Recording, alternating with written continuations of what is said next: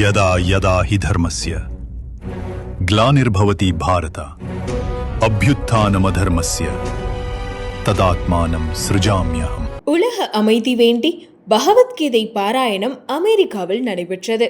Texas மாநிலத்தில் Alan நகரில் அமைந்துள்ள சியூடிஎக்ஸ் அரங்கத்தில் ஆகஸ்ட் 2ஆம் தேதி நடைபெற்ற புனித பகவத்கீதா பாராயணத்தை பூஜ்ய ஸ்ரீ ஸ்ரீ கணபதி சச்சிதானந்த சுவாமிஜி அவர்கள் தலைமை தாங்கினார். இந்த பகவத்கீதா பாராயணத்தின் முக்கிய நோக்கம் லோக சமஸ்தா சுகினோ பவந்து, அதாவது உலகில் உள்ள மக்கள் அனைவரும் நலமுடன் வாழ வேண்டும் என்பது. பகவத்கீதை என்பது வெறும் ஒரு புனித நூல் மட்டுமல்ல, சனாதானத்துடன் கூடிய அறநெறியுடன் வாழவும் தெளிவான சிந்தனையையும் உறுதியான மன வலிமையையும் பெற வழிகாட்டும் காலத்தால் அழிக்க முடியாத ஒரு தெய்வீக பொக்கிஷமாகும்.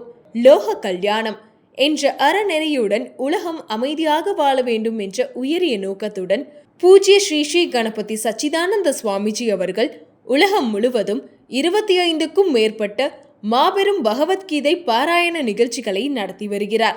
பூஜ்ய ஸ்ரீ ஸ்ரீ கணபதி சச்சிதானந்த சுவாமிஜி அவர்களின் இந்த புனித பயணத்தின் மூலம் உலகெங்கிலும் ஆயிரக்கணக்கானோர் பகவத்கீதையை மனப்பாடம் செய்துள்ளனர்.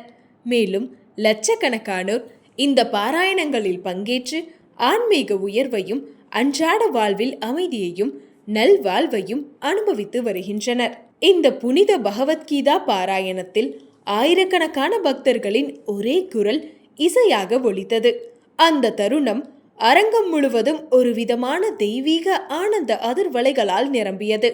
பக்தி வெள்ளத்திலும் ஆன்மீக பரவசத்திலும் அனைவரையும் ஆழ்த்தியது.